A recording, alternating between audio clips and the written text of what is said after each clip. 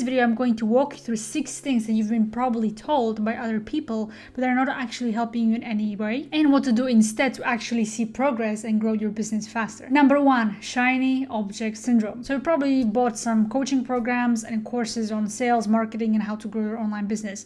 And I spent multiple 5 figures over the course of a couple of years on multiple coaching programs and courses, and to only find out how disappointed I was, right? And what I mean by that is that all of these courses and coaching programs were usually the same. And here's the thing, like there's so many business coaches trying to sell you their new thing, their new shiny strategy and method and tactic that you can implement into your business to grow to the next level. But most of these programs, of course, there are some exceptions, but most of them are the same. They're just packaged differently and positioned differently. And I get it, right? Because I fell for that trap too. And I absolutely understand that there are so many new tactics and courses and business model niches and services that one can offer in their business that it can get very overwhelming, and every one of us gets shiny object syndrome. And to be honest with you, I still to this day get shiny object syndrome, and it's not like you will cure it instantly by doing some mind exercise or something. Yes, that's important, and that's what's essentially is going to happen, but you will never get rid of it. All right, you will never get rid of it. You will just learn how you can ignore the shiny object syndrome and what to do instead and how to focus. That's pretty much the goal here. You will not get rid of it because every single day there's going to be something new trying to steal your attention and trying to sell you on something, right? Meaning that every day there are going to be new methods and strategies that you can apply to your business to grow. So what's holding the most entrepreneurs from growth is essentially falling into the shiny object syndrome and never actually committing and focusing on the strategy that they already know and the proof of concept that they already got. Because it's not really only about copy-pasting someone else's strategy and tactic. It's more like you find it, you think about how you can apply it for your own situation, you test it, you analyze it, you refine it, and you continue this process until it works for you. So the better way to do it is to find one person who is where you want to be business-wise, and then just buy the coaching program and the course and just follow what they teach to the T, right? Everything they say, just commit and focus and follow, okay, until you get results. And to be honest with you, you already have the answers that you need. You just don't see them because you don't focus on them, and you're always trying to find something external that will help you solve those issues and your problems in your business, but you already have all the answers. All you need to do is just to clear your mind and you will be able to see them. Number 2 is the I will sleep when I'm dead mentality. So if you listen to Gary Vee or any other influencers out there who claim that I can just work for 12 to 20 hour days and sleep less than 6 hours a night and they feel great and efficient and productive, then they're probably lying. Just like with any advice, online and offline, you really want to critically think about it and see if it's true. Because you don't want to be this blind sheep following the herd for the sake of following it. And you need to critically think about what you hear, and if needed, you need to do research. That's why I try to put as many scientific and research-based evidence into my videos so you can actually see and question it and actually see what's true and what's not and differentiate it on the internet. If you hear someone giving you advice to sleep less than 6 to 7 hours a night, claiming you're going to get more done and be more productive, then they're probably bluffing. It's physically impossible and also backed by science that you cannot produce your good output and you cannot fully focus and do everything that you need to grow your business if you sleep 4 to 5 hours a night. Even if you have just one single night of poor sleep, it's going to be reflected in the way you think, the way you show up, the way you talk, and make decisions, right? Because your head is going to be in cloud, you're going to have brain fog, you won't be able to make decisions, you're going to probably make bad decisions, which will cost you a lot of money for you and your client. So if you really think about it and look at the science behind sleep, you cannot really sustain 4 to 5 hours a night. Number 3 is hustling 12 to 20 hours a day, which pretty much goes to what I've just said about sleep. Sometimes when you work these long days, you can get great progress and output. However, most of the time, and for most entrepreneurs, they're just working for the sake of working and staying busy. They're not actually putting great output, they're not actually working on the right things, they're just working for the sake of working. If there was a filming crew recording them, it would probably result in them just getting 1 hour or maybe maximum 2 hours of work done, and the rest is wasted on social media, doing tasks that don't matter, and just, or maybe watching YouTube videos or Netflix, or just trying to learn to stay productive, because learning is productive, right? like all of these things. So if there was someone recording them, it would not result in working 12 hours on the right things. So it doesn't matter how many hours you work. If you're working on the wrong things, then it doesn't matter. You won't progress anywhere. There is someone who is working less than you right now, even maybe 1 to 3 hours a day, and they're actually pulling 6-figure months with ease, and they don't work 12-hour days, right? So you need to really think about what's essential and what you need to focus on instead of this having this mentality that I have to work long days because that's what society told me to and that's what gurus told me to, right?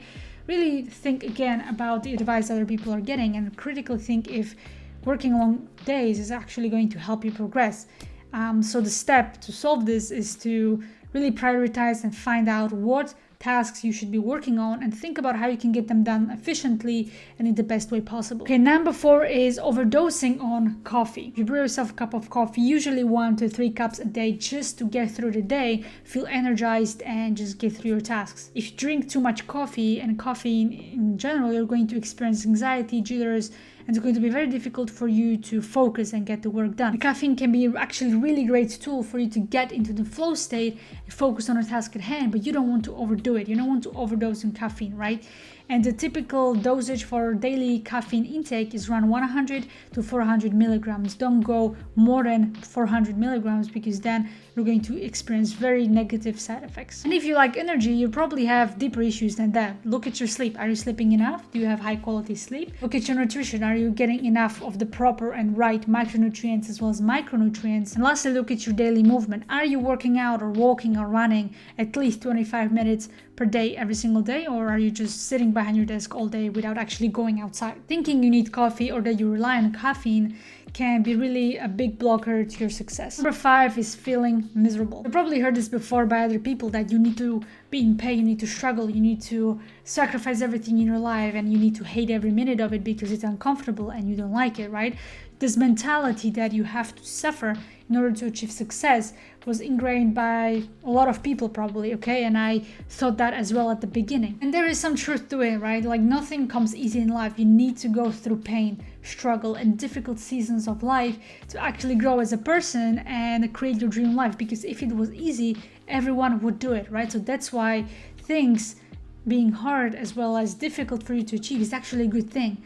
But where a lot of people go wrong is that they label it as something negative. As in, I have to feel miserable every single day, hate every minute of my work so I can achieve my goal. And usually these people hate the journey that they're on towards their goals and they wake up miserable and stressed out and angry that they have to do all of these things instead of actually flipping the perspective and seeing it in a completely different way. And the perspective is that no one forced you to have a business. It was your choice. No one forced you to start a business and have this life that you want and achieve the freedom that you want. No one forced you.